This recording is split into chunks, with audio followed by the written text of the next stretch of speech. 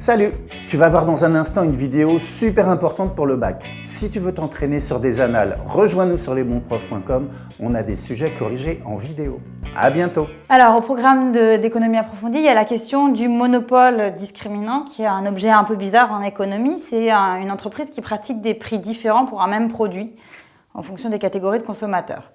Donc, il faut se rendre compte que l'élasticité de la demande par rapport au prix, elle varie selon les consommateurs. C'est-à-dire que certains consommateurs vont être prêts à payer plus cher pour un même produit et d'autres seront prêts à payer moins cher.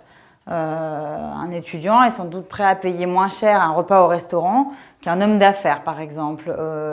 Ou un étudiant est prêt à payer moins cher un billet d'avion qu'un homme d'affaires. Voilà. Donc pour la même chose, les différentes catégories ne vont pas être disposées à payer la même chose. Et donc un monopole discriminant, c'est une entreprise qui va profiter de cette situation, de ces différences d'élasticité pour imposer pour le même produit des prix différents aux différentes catégories. Alors pour pouvoir faire ça, une entreprise doit d'abord identifier l'élasticité prix des différentes demandes des différentes catégories, c'est-à-dire elle doit maîtriser qui va être prêt à payer plus cher pour ce bien-là. Et ensuite, il va falloir qu'elle trouve des stratégies pour opérer cette discrimination. Puisque évidemment, cette discrimination, si elle était faite comme ça, serait purement illégale. Donc, il faut que l'entreprise trouve des stratégies pour opérer cette discrimination.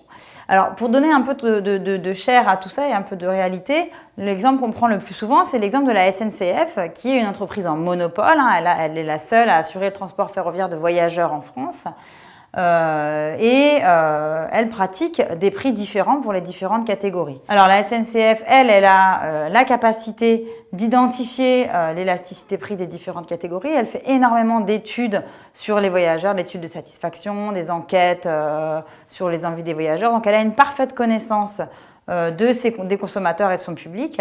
Et par ailleurs, elle a trouvé des stratégies pour repérer cette discrimination, puisqu'elle va faire des cartes, la carte senior, la carte 12-25, etc., qui vont aboutir à ce que les différentes catégories de la population payent des prix différents en fonction de leur élasticité prix, de leur capacité à payer, de leur volonté à payer. Donc il va y avoir également des billets pour les voyageurs, etc., des billets pour les hommes d'affaires ou les femmes d'affaires d'ailleurs. Voilà, donc il y a des prix différents et ce qui permet à la SNCF de capter le surplus de consommateurs, quel qu'il soit. C'est-à-dire que si ça me coûte 30 € de fournir un Paris-Lyon, et qu'il y a une catégorie qui est prête à payer 40, eh ben, je capterai ces 40-là. Mais s'il y a une autre catégorie qui est prête à payer 80 € pour le même trajet, je vais être en mesure de la faire payer 80 € pour le même trajet. Donc voilà, un monopole discriminant est un monopole qui parvient à faire payer pour la même chose des prix différents aux différentes catégories.